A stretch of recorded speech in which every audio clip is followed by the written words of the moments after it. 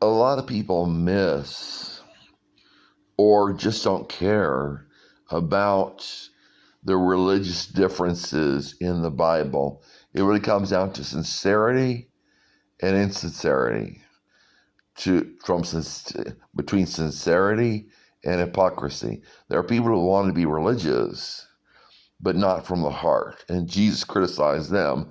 He criticized the Pharisees and the Sadducees. And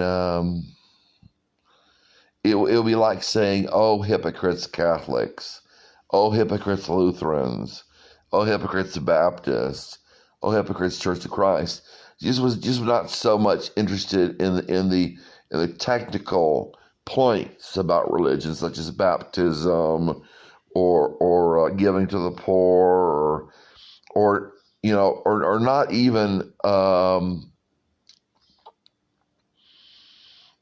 sexual chastity and all that stuff.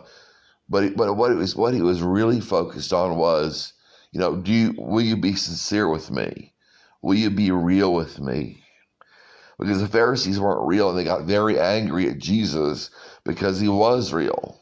And it's the same thing, and it was the same thing with Paul when he traveled, and the Ephesians wanted to believe in Artemis, and Paul was saying Artemis was not a goddess, and they got very angry.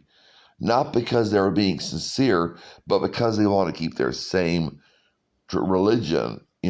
Same with the Pharisees. They want to keep their same religion. They didn't want to be honest. Paul's miracles made no difference to the Ephesians because they had magic, and as we do in the United States and all over the world, and they knew that Paul was right, but they didn't want to listen to it.